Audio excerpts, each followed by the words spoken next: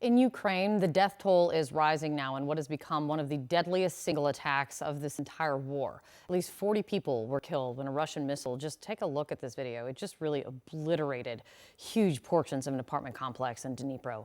And dozens of people are still missing right now. Fred Pleiken is there for us. He joins us at this hour. Fred, what's going on there right now?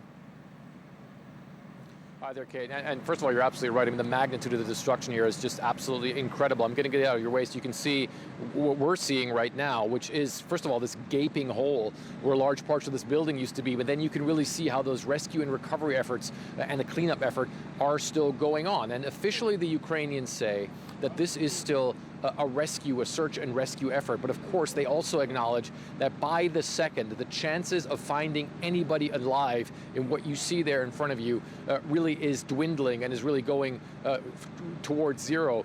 And the amount of people who were killed in this incident, they have continued to rise throughout the course of the day. Right now, we do stand at 40 killed.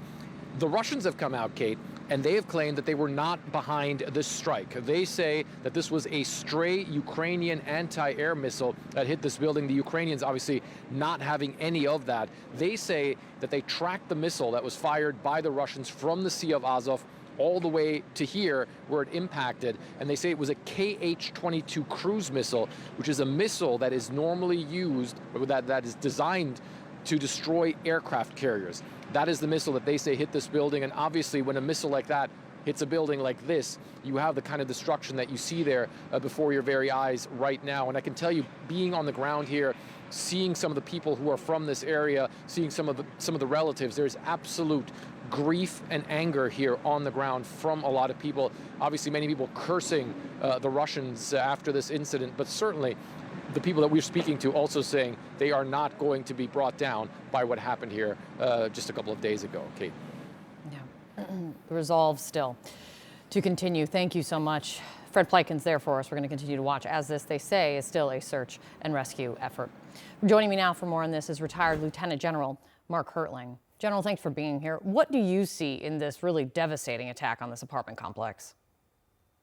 Well, Kay, let's first talk about whether this is a Russian missile or an air defense missile. It is the former, not the latter. It doesn't take an expert to determine that that was literally hundreds of pounds of explosives in a missile that contributed to that building falling. An air defense missile does not have that. So it's another instance of Russia just flat out lying. Now, I won't get too geeky on air, but this is an issue of a strategy of attrition on Russia's approach. In warfare, there's strategies of attrition where you try and exhaust the enemy, wear down the enemy, and bring different things to bear. Annihilation is where you try and outmaneuver the enemy, get them in a position where you can attack them and force a decision on the part of the other government to surrender. But the difference here is Russia is using a strategy of attrition not against the Ukrainian military force, but against the civilian force in an attempt to make President Zelensky have a lack of will to continue this fight. It's not working, as you just said. There's more resilience now in Ukraine than there's ever been. But unfortunately, this is going to continue. You know, it's interesting, General, because the former Defense Secretary Mark Esper, he was on this morning and he spoke to something similar of what you're just talking about, kind of what this says about the war. He also talked about the war as being, I believe the word that he used is when you look at it being in a stalemate right now. And it makes me wonder, how does Ukraine break out of this stalemate moment? What can be done? What needs to be done? Yeah, well, I don't agree with Secretary Esper on that. I don't think we're in a stalemate. There are certainly massive struggles going on in Kherson, in the Donbass, and it's a difference in approach, like I just said, in strategy between Russia trying to affect the Ukrainian people, while Ukraine's army is trying to affect the Russian army and get them out of the country. That's a strategy of attrition, forced decisions, because you are defeating the security force of the enemy. So this is certainly not a stalemate. But what needs to happen, unfortunately, a couple things. Russia has to run out of ammunition, which I don't see happening anytime soon. There's certainly indicators that they have less and less ballistic missiles to fire. But in this case, as an example, this weekend, those Kh-22 missiles that Fred was just talking about, Indicators are there's about 50 of them as part of their Black Sea fleet that Russia can fire. They allegedly fired about 14 this weekend. So you still have almost 3/4 of the ones left on ships and submarines in the Black Sea, as well as coming by air. So it's going to continue, but what has to happen with Ukraine is they have to get an improvement in their maneuver force to continue to conduct attacks and offensives against the Russians' military and continue to drive them out of the country. That's what you see. It is somewhat of a stalemate between types of strategies, but I believe that Ukraine will have the power to continue their counteroffensives. Thank you for coming in, General. I really appreciate it. Gabrielius Landsbergis is the Foreign Minister of Lithuania. He joins me now from the World Economic Forum in Davos, and I will ask you to just give us a sense of what it is that you will be addressing the audience there with, what your message is likely to be at this stage. So do you believe some countries are trying to stall sending weapons to Ukraine? And if so, what do you mean by that? Well, first of all, I think that we can clearly see that the events in Ukraine, the most horrible events, make us send the weapons that Ukrainians need. So at first it was attack on Kiev, then we sent javelins and stingers, then it was Bucha and Irpin, when we started sending HIMARS, and now obviously we are seeing Dnipro, and now the debate about the tanks is finally getting some fuel. I don't think that's the right attitude. Honestly, I don't think that Ukrainian civilians should be paying with their lives in order to get the weapons that they need. I think we have to be way more serious about how do we see this war ending.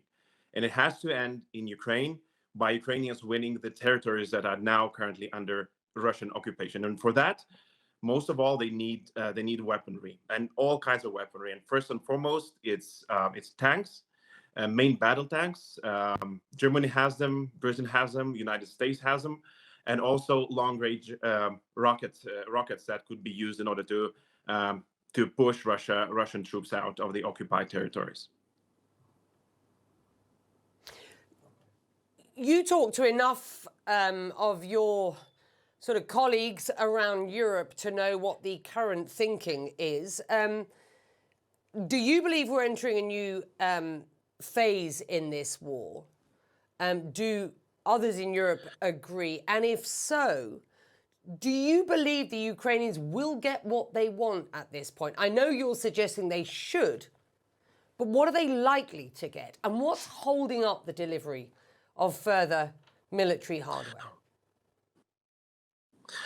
Well, I think that basically the discussion in the West is still about the end of the war. And there are those who believe that maybe a frozen conflict would be suited better, which I completely disagree with that notion. But this notion, this thinking is, I think, that the main obstacle for some countries to send for sending the weapons that Ukrainians need. And indeed, it took a very long time, almost a year now, to get to the point where we actually are discussing sending tanks.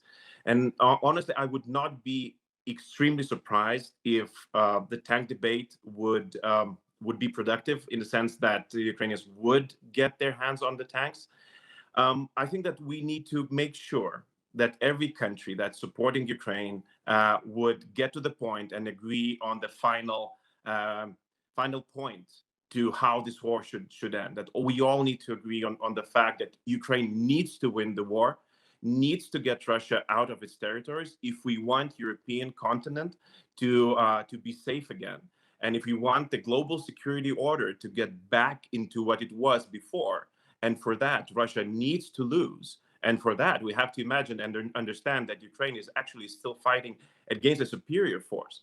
Therefore, there is no way we can leave them with where they are now and with the weapons that they currently have. The Polish Prime Minister today calling on the Germans to do more, and I quote him here, to supply all sorts of weapons to Ukraine. Do you believe the Germans should be doing more?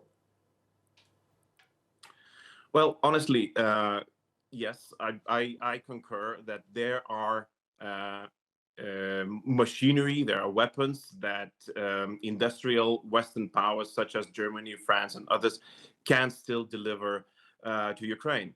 But there's also a second thing in this story, is that a lot of countries have already procured German-made tanks. Among those is Finland and some other Nordic countries and South European countries, and they're willing to send the tanks to Ukraine.